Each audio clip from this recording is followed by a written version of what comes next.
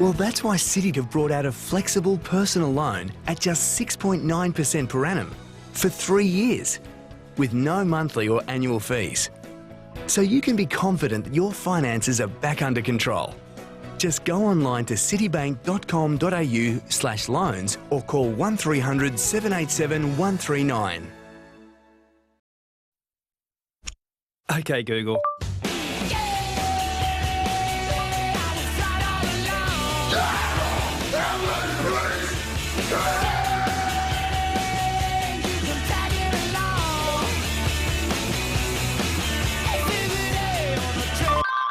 的猪肉包子。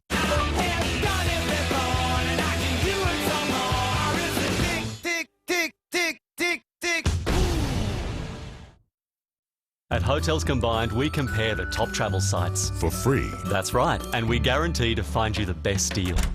Finding a great hotel deal is easy with Hotels Combined. Too easy. Check out Hotels Combined Today.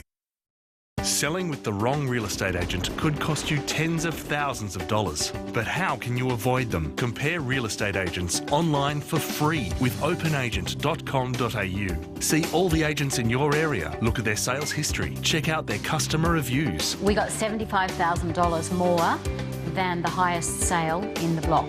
Pick up the phone now. Choose the right real estate agent by calling 13 24 34 or go to openagent.com.au. Live from the Sky News Centre, To The Point, with Christina Keneally and Peter Van Onselen. Welcome to the program. Thanks for your company. Good to see you, Christina, as always. Oh, Peter, you know what I realised the other day? What? We've been working together here on To The Point for 6 weeks. And 6 weeks, it feels a lot longer than that. It does, it feels like a lifetime, I got to tell you, but probably to the viewer, it feels a lot longer. But I felt like I should, after 6 weeks, we've been through that period, that, you know, settling in period with each other. I thought I'd get you a little gift. A gift? Yeah. Here you I've go. migrated from my L's to my P's. Look at this cheap Labor politics, you know. Tony Burke does it, you do it. I mean, honestly. Let's show the Burke grab now. We're ruining the running order, but let's show the Burke grab, Peter, and then we can see a couple of did Labor you think this was stooges probation? running Did the you lines. think Let's have a look this at Tony was Burke. Let's have a look at Tony Burke. We're in a situation now where years ago a speaker would walk in with a wig and gown, and now Tony Abbott gives Bronwyn Bishop one of these. Bronwyn Bishop now is told by the Prime Minister, you're on probation. And instead of walking in with a wig and gown, which was always ridiculous, Bronwyn Bishop now gets to walk into the Parliament with a P plate. That is the chaos and the joke that the Parliament has become under the most biased speaker in living memory. I think it is a joke, but what does it even mean to be serious about the issue? No. Probation. What are we talking about? Well, I mean, Tony Burke held up the P plate, and that was for obviously artistic license and to get himself on television, which worked. But it is a very serious question. I mean, what is it? There's no convention in our Constitution. There's no convention in the parliamentary rules to have a probation Was it a period. throwaway line by Tony Abbott? I mean, it seemed like it was deliberate that he wanted the last question and he took it, and then he made that literally the last word as he walked out on that media conference yesterday. Was it deliberate, or was it just sort of an afterthought that he felt like he needed to deal with it that way? I suspect some bright spark in his office thought that's a great word that will get us through the next 24 hours and will leave us open all the range of possibilities. No matter what happens, No matter what happens, we can pivot from that point. And I don't think they really did think through that sense of what it is to be on probation. So Tony Burke has asked all the right questions here and allowed the story to live on another day. Which it does. It continues to live on. Look, I want to talk about one of the reasons why it lives on, and I also want to ask Andrew Lammin about this. He will be our guest shortly here on the program. But a few things. Firstly, okay, she's on probation, whatever that means. Are you allowed to call her in the Parliament Madam Probationary Speaker, or will you be kicked out under 94A? Actually, if I were the opposition, that's exactly what I would be doing. Exactly what I'd be doing. And she'd kick you out for it, you'd assume, and then that, of course, becomes its own story. Absolutely. I mean, the possibilities here are endless. We'll roll on to for this story. Well, then roll on to the next one then. If she would kick you out, as I think we both agree she would, and if Labor would do that stunt, as I'm sure at least someone in Labor will, that means that the Prime Minister is going to want the whole probation issue to be resolved before Parliament Parliament goes back? Yeah. Well, is he going to come out and declare that she's off probation? Well, presumably she's off probation if she gets cleared by this Department of Finance inquiry. Does she have a probation officer she has to meet with? 3 times I don't a know. week? What do we hear? Let's hear what Tony hear Abbott said about this whole issue. What does probation mean? Here's the Prime Minister. I said yesterday that she was on probation, and what I expect of Bronwyn, indeed what I expect of all of my people, is that they will act in accordance with the rules. I think the message to Bronwyn, the message to all of us is, please, no errors in the future like the sorts of errors that we've seen in the not-too-distant past. Thank you so much. She would hate that. She would hate it, hate it, hate it. I want to pick up on one word there. He said the rules. I expect my people to follow the rules. She doesn't think she's broken them. Well, she doesn't think she's broken them. Does the Prime Minister now suggesting that perhaps she has broken them? Well, I think he is suggesting that, and to me this is one of the issues that I actually want to get to the bottom of, and I will ask Andrew Lammo about this shortly. She said very clearly on Saturday that she felt that what she did was within entitlements. In fact, she said very clearly. One does not resign when one has made an error of judgment under entitlements. Yes, she does not believe she broke entitlements. Now, I think she did. I think most people think that she did. I don't like all the other stuff which we see with the return fire at Bill Shorten. We'll show some of that in a moment. But I don't like that politicians find an excuse for official function at the same time as going to a fundraiser. But they all do it, and the opposition leader, including Abbott, all of them do it. They all do it. The opposition leader, Bill Shorten, was pinged for it by Mark Riley on Channel 7 last night. It was fed to him by the government, but so what? They all do it. He's been pinged for it. It's not a good luck. The viewers do not like it. But there is no doubt that that is within entitlements, even if it should perhaps change via reforms. But what is, in my view, undoubtedly a breach of entitlements is if you only go to a fundraiser without dovetailing it with some other sort of pretend official business. Absolutely, and you know, not to defend what politicians do as they put their schedules together, but let's be honest, there is a actual practical consideration here.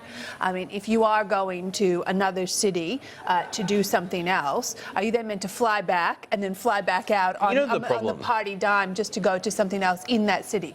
So there's a practical consideration. I agree. But it's chicken or the egg, Christina. That's the issue for me. And you I don't know how you control that, though. And I don't think you can. I think in a democracy you might have to actually accept, as the Parliamentary Remuneration Tribunal has, that there are some legitimate political expenses that can be incurred by politicians, by MPs, as they go about their business. So the entitlements make clear you can go to a national conference on entitlements. But you are absolutely right. There is no way under the entitlements, and there is no way the Parliamentary Remuneration Tribunal means to condone people using their entitlements to solely and only attend a fundraiser or a political activity, and particularly then to have such largesse. And this is the other question, I think, the other double standard going on here.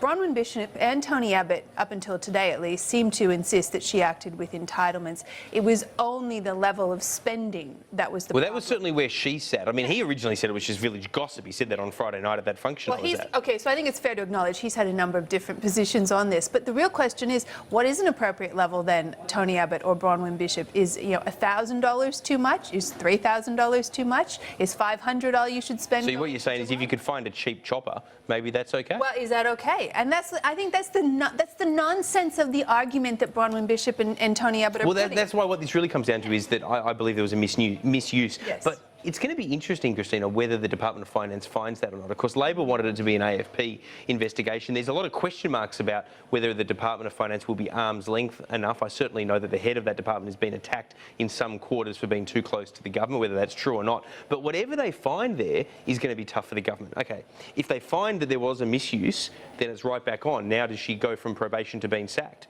If they find that there wasn't a misuse, well, I mean, open slather. Well, I mean, then the commentary is really going to ramp up, because how on earth can that not be a misuse? I don't see a good move either way for the government. I wouldn't want to be the head of the Department of Finance right now, I tell you that. And you're right, it will be. I mean, it'll be just a chance for anyone to spend any money to go to any function at any time then. So is she a dead woman walking as far as being able to hold on to the speakership, or will Tony Abbott, who once described himself as the love child of her and John Howard, don't think about that for too long. Geelong, but will that override what might otherwise be a political calculation that she needs to be This is a real Oedipal moment, isn't it? What happens? For Tony Abbott. What happens? Which way does he go? Well, you know, I asked this question last night to Peter Reith and Peter Beattie. Unsurprisingly, Peter Reith thought she might survive. He wasn't willing to make a call yet, but Peter Beattie said she was absolutely dead woman walking. Was dead or should be? No, she's gone. Okay. She's gone. I'm not convinced about that. I think she probably has that death knell around her, though. I think it's going to be very Well, I think Labor will be glad if she stays. Oh, it'll be a gift from manna from heaven. Yeah, they'll scream and kick and all the rest of it, but it allows them to bring it all the way forward to the first sitting week. Something else in the mix, polls. Let's talk about polls. In the polls. They are. 53-47 is where we're at on the polls. Tony Burke was asked about the polls, which not so much the party vote, which is in Labor's favour, but he was asked about the personal numbers. Bill Shorten is now as unpopular, according to his net satisfaction rating of only 27%, as Tony Abbott ever fell during his time as opposition leader. Let's have a look at what Tony Burke had to say. This is the two-party preferred vote that is almost an exact mirror image of what happened at the election, but in reverse. Where Tony Abbott was in a landslide win at the election is where that poll has us today. Now, I'm not going to spend my life commenting on polls as they come and go, but when you're in that sort of a position where the Australian public are looking to you the way they're looking to Labor and saying, please get this incompetent, chaotic mob out, that's a time to be pretty happy and to be locking in together. Why do voters hate Bill Shorten? I heard you ask this question to David Lipsome. First of all, let's look at the numbers. 25% of the voters polled actually were undecided on either Shorten or Abbott. You know, there's a lot of people out there who don't have necessarily an opinion either way on Bill Shorten. And, you know, let's not forget, Are you actually sugarcoating his personal numbers? He's been dragged through the mud. I mean, as I said this last when we had a poll, very similar poll result just after the Trade Union Royal Commission. I said, what would you expect? What would you expect if somebody has been drugged through what he'd been drugged through by that Trade Union Royal Commission? You say dragged through, I say waded in the mud himself, given what was revealed. But that's the difference between you and me. I call it as it is. All right, let's bring in Andrew Lammo, shall we? The Liberal Member of Parliament up there in Queensland. He tends to call it how it is. Christina Keneally, Andrew Lammo, thanks very much for being there. First question from me. The Speaker, there does seem to be a disagreement here. The Prime Minister implies that she broke the rules. She, on Saturday, at that press conference that she gave, made it quite clear that the only problem was the quantum of the spend, and that's why she spent it. She did not break any rules. She very clearly articulated. Do you agree with her?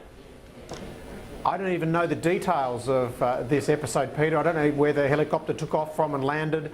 I don't know what she was doing on the ground. So while it's under investigation, I think we can just all agree, as you've just pointed out, that these are rules that are extraordinarily lax. And as long as they're lax, you'll have both sides being able to point the finger at each other. But hang on, Dr. Lammo. You've got to let me ask you this. Yes, sir. Very lax, I agree. We were just talking about that. I'm sure you heard. But attending, if she attended, let's do it this way. If she attended, as she said in her media conference, if she only attended a fundraiser and that was her sole purpose for being in Melbourne, much less being in Geelong, it was her sole purpose for flying from Brisbane to Melbourne and then choppering to Geelong. If it was the sole purpose without some pretend event tied to it that is a non-fundraising event to pretend that it's more than that, which is what everybody else does, then that is surely wrong.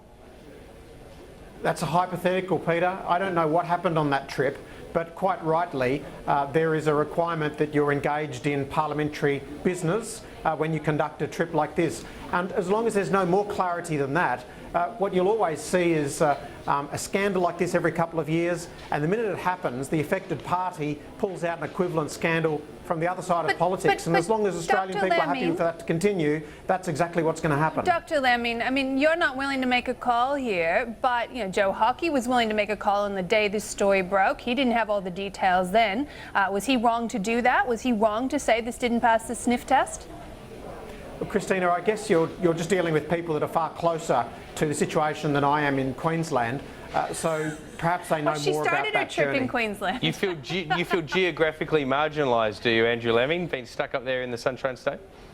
we feel like we're focused on way bigger issues like the GST, Peter. Well, actually, she flew from exactly where you are in Brisbane down to Melbourne for this chopper flight to Geelong, which was only a fundraising event. Look, let me ask this. I want to rule a line under it and move on to some policy issues. We've got you here mostly to talk about the GST, but it is a fair question to ask this. There is an investigation underway. You don't want to comment specifically on that, but in general terms, do you think that only attending a fundraiser at taxpayers' expense without linking it to some other form of parliamentary business is an appropriate use of entitlements? Or do you think that there needs to be other parliamentary business in addition to a fundraiser, which was Peter Costello's point on the weekend?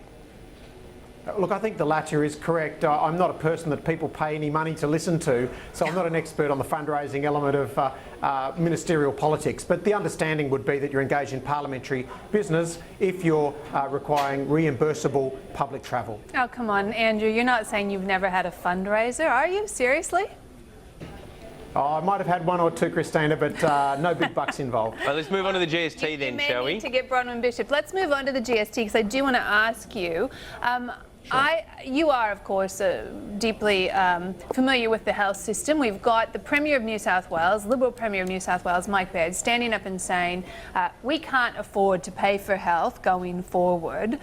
We simply don't have enough revenue coming in to pay for the health system going forward. So we need to raise the GST and essentially hypothecate that money over to health and to, I presume you also would like education. Do you think that's a sensible way to fill that funding gap in health? Well, Christina, you know yourself as an ex-Premier that this is an extremely complicated area for New South Wales that under both your government and the current one has the most efficient state hospital system in the country. Wait, could you just repeat that for the benefit of all our viewers? Because I think there's a really great... I'm pretty sure you inherited it. I think, no, he just said my government and Mike Baird's both. Is that when you were in the middle of negotiating health arrangements with Kevin Rudd? Yes, it was. Well, okay. There you go. Thank you. Go ahead, Andrew. Thank you, Christina. Long term, the lowest separation costs in the country. If other states could emulate New South Wales' achievements, we could save well over $3 billion a year out of the health budget. But more importantly, why don't they though? Can I ask? Why don't they? If it seems as obvious as that, what is holding other states back? They don't have Christina Keneally and Mike Baird. Just kidding. I'll get invited back for sure, won't I, Peter? I'm about to get pushed out of the chair by an ego to my left. But anyway, do tell us quite seriously, why don't they? Well, you could ask experts in each state health system. Queensland is a far more decentralised state, requiring much smaller and less efficient public hospital operating all up our coast. New South Wales is also reasonably dispersed. But look, secondly, just their effectiveness in working with the private health sector, the availability of health professionals, the degree of cost shifting that's engaged in, and obviously just the tough decisions that they can make at hospital level. What we know when we look at individual hospitals is there's an incredible variation in efficiency, and in New South Wales they do pretty well to pull smaller and inefficient hospitals into line. But back to your original question, Peter, look, Mike Baird is trapped because he can't change the federated system, and what he's seeing is costs at state hospital level increasing 78% over the last 10 years. Commonwealth doesn't feel that. Our costs have increased 37% in 10 years. The states are being burdened by technology, whereas the feds are mostly service providers through Medicare, although we pay for drugs, which is only a small component of it. So what have you got? Public hospitals that the faster they work, the quicker the state goes broke, and then a private system across the road where the faster they work, the richer they get. And Australia's never fixed that problem, and so our health expenditure is rising faster than every other OECD country apart from the Eastern Bloc, Turkey and Chile. So the answer is make tough calls on health reform, otherwise yes, you have to keep stoking the health furnace with more dollars. So you say make tough calls on health reform. You're not saying simply raise the GST by 50% and just funnel that money in. If New South Wales though, which is, as you've said, one of the most efficient health systems in the country, can't meet that rising cost, they've had money cut from the federal budget, what type of health reform can they seriously engage in? Don't they have to look at some form of new revenue? Well, they're reasonably trapped. I mean, every state hospital system can improve, Christina. Even your regional cancer centres require 21 people to operate a linear accelerator, whereas across the road in the private centres, they run the same linear accelerator on 11 people and they see 50% more patients. So there's many efficiencies available. But in essence, Mike Baird is trapped. Look, I don't believe the GST should be touched because it will simply fund procrastination and lack of reform zeal. I think that. Well, hang on, let me just jump in on that one, place. Andrew Laming. I mean, you don't think the GST should change because we've heard a lot made by politicians on your side, including the Prime Minister, slamming Labor for, in a sense, ruling out wanting to adjust the GST. You take that view? Of course, I don't think the GST should be touched, and it shouldn't be touched to do the stuff we should be doing more efficiently. I don't mind looking at the NDIS and looking at new funding models, potentially using the Medicare levy to get something new for a new tax. But if you touch this GST, you'll get nothing new, just more health spending, but no change in health. I mean, you won't see any difference. You'll just see a perpetuation of inefficient hospital systems. And overseas, what we know is that Japan has actually shrunk its health spend without, causing any great panic. We've seen us tying with Greece on health efficiency. We've seen the Netherlands, while we went up at 2.2% in 2011, the most recent figures, the Netherlands were back to 0.4%. Why? They just mandate universal insurance. They let big insurers take risks. If they can't deliver services, they pay, not the government. But Australia has a system where the government has to make the tough calls. The government doesn't have the courage to because they'll be voted out. And as long as the government carries the risk, they also don't have the courage. And that's why premiers are lining up wanting new money for health, because they can't get their systems as efficient as every other reputable health system in the world. So is part of this, though, about federation reform, about aligning responsibility, aligning risk, aligning revenue? Should we have taken some tough decisions about who does what to who and who pays for it before we start talking about all these questions of where the revenue is coming from and whether we need to raise taxes? Look, Christina, we've always got stuck. I mean, with great respect, Kevin Rudd did try his best and couldn't succeed with the premiers. So ultimately, there was simply no will to move. He just wanted a new funding reform, really. He just wanted a new funding reform so he could say he was the 50% or majority funder of health.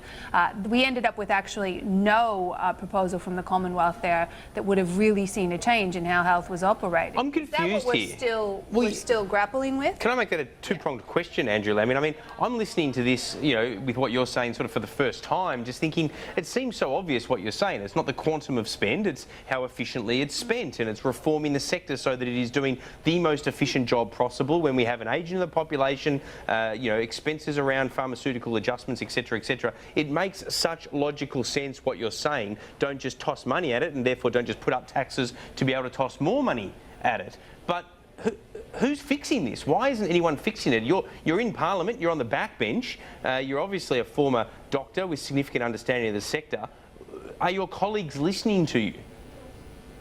Well, there has to be a will within the Federation debate, and my colleague Alan Tudge is kicking that off at the moment. But looking at what happened under Kevin Rudd with those reforms, there wasn't a great deal of appetite because eventually the state premiers do know that they can just insist on more Commonwealth money. And that debate over money means we don't have a debate on value and performance. So effectively, the Commonwealth funds more services, so it's exactly what you get. You don't get necessarily value, you just get more services. And is there a disincentive, Andrew Laming, for the states to even reform along the lines that you were talking about earlier to make things better? Are they disincentivised from doing that? Because if they do it and they make their system better, they just get, less money from the Commonwealth because they don't need as big a quantum to maintain standards. Is that the disincentive? Well, they're finding ways to increasingly cost shift to the Commonwealth, and the Commonwealth is wearing a lot of those cost shifts quite happily. There are now public hospitals that will charge you if you turn up after hours in South Australia when they call in the local GP. But look, in essence, it's very difficult to deal with large, powerful political groups. Doctors in Queensland on long-term contracts that weren't efficient, large bodies of nurses that insist on particular ratios per patient, which removes all incentive to be innovative and efficient if you know that there'll always be one nurse per 3 patients. So we need to be encouraging efficiency in the system, and to be honest, at state level, it's a great challenge. It's not one that I've worked in personally, but what I'm saying is the rest of the world has got on and done it in different ways, and the telltale evidence is the out-of-control spending increases on health in Australia. That's not happening overseas. Dr. Andrew Laming, thank you so much for joining us. Yeah, really appreciate it. It's been great hearing from you today, and we will have you back. Yeah, definitely. Thank you. Absolutely. Next He was time I'll great. bring a cake. And we won't have to spend half the time Bring a talking cake. about the speaker by then. She might be gone or she might be embedded in the role. Interesting what he's saying. I mean, look, I genuinely... I'm sick of right across the policy spectrum. It always seems to be about the quantum of money, and this is a bipartisan problem. Both sides of politics say, "Hey, we're fixing it because we're giving an extra $1 billion."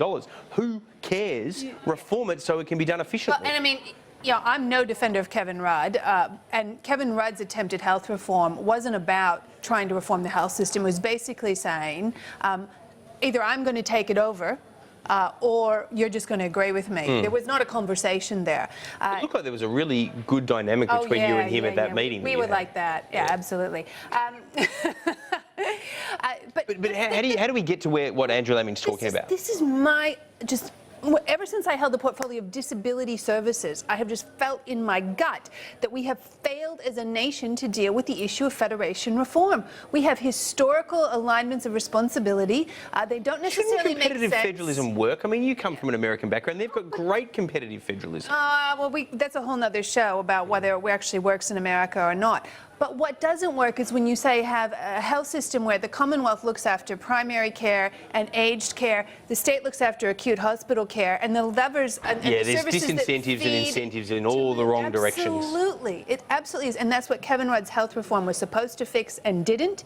And then we're not having that conversation now, despite all the green papers and white papers and draft papers and discussions on federation reform. We are simply not solving the problem of who does what to who and who. Well, let's see. We haven't had the white paper yet on federation reform. Well, how long has it been? I mean, this government's been there. Well, calm down. They haven't even been there for 2 years. I'm not an optimist. They've been there for 2 budget cycles. I'm not an optimist that they'll get there, by the way. But let's wait and see what happens. But one thing we can agree on is Kevin Rudd, of course, achieved nothing in this space. All right, Christina Keneally, appreciate your time as always. Look See forward you to seeing again you tomorrow. Yep, Absolutely. sounds good. All right, we're going to take a break here on the program. When we come back, it'll be Newsday, and I'll be talking to David Feeney, one of the people that did us all a favour and got rid of Kevin Rudd the first time round. Back in a moment.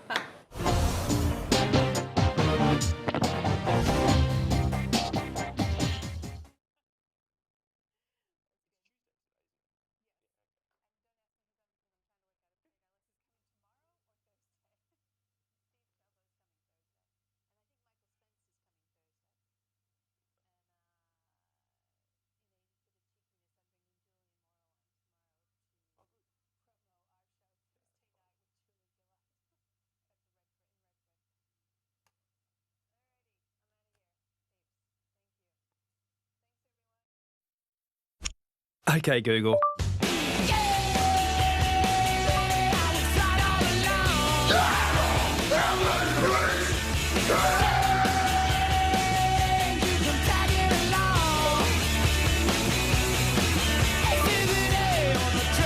更多的猪肉包子。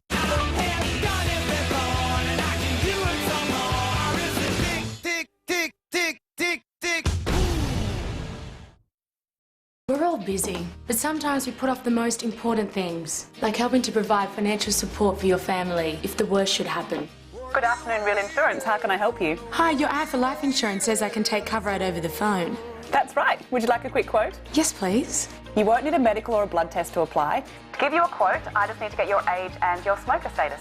I'm 32 and a non-smoker. So if you apply for a $200,000 benefit amount, your premium could be just $2.92 per week. Well, that's less than I thought. And as a thank you, after the first 12 months, we'll also refund 10% of the premiums you've paid in that time. Perfect. Don't put life insurance off any longer. Call 1300 303 459 or search Real Life Insurance now. What you waiting for? I work part-time. I work full-time. I am retired. We are entrepreneurs. We work when we want, and we work where we want. We are currency traders. We trade the most liquid market in the world, spending a few years of our lives like most people won't, so we can spend the rest of our life like most people can't. Learn how to control your destiny by registering at learntotrade.com.au today. The way we see it, you can go with the crowd, or you can lose them.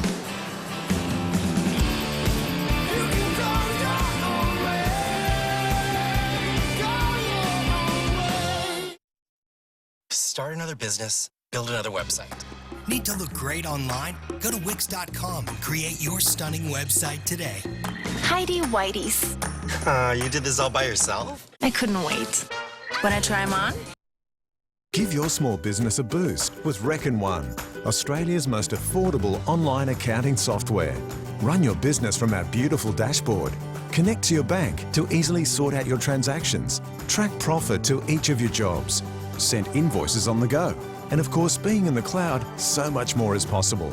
There's a reason 600,000 businesses have chosen us. Try Reckon One for free today at reckonone.com. You know, Craig's loved his beans since he was a kid, but now with new Heinz Beans creations, he's creating one new beans dish after another. In fact, Craig's got the best beans on the block. Beans, Heinz. Out of all the land in New South Wales, 76% of it is used for agriculture.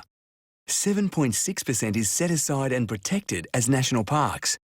1.8% is used for homes and housing, while mining temporarily uses less than 0.1% and supports tens of thousands of jobs right across the state. For more facts, visit landusefacts.com.au. Authorised by S. Galilee, New South Wales Minerals Council, Sydney. Authority is gone. This is now a test for Tony Abbott's leadership. Look, she's repaid the money. Delivering unrivaled live coverage. This is Sky News Live, Channel of the Year. Live from the Sky News Centre, this is PBO Newsday. As we all sit around scratching our heads, wondering what's going on and what it even means to be on probation as the Speaker, questions are also being asked about Bill Shorten's own taxpayer-funded travel expenses. They've been dismissed, however, by the opposition leader as he deals with a slump in his personal support in the latest opinion poll, even though the party vote is very solid. I'll talk to David Lipson about it shortly. Attempted murder charges laid against two men over the shooting of a police officer in Melbourne earlier this month. And pro surfer Mick Fanning due back in Australia very shortly, and he will answer more questions about his life and death run-in with a shark. We'll have his news conference live. Are there aliens out there? Cosmologist Stephen Hawking, I'm sure he's more than a cosmologist.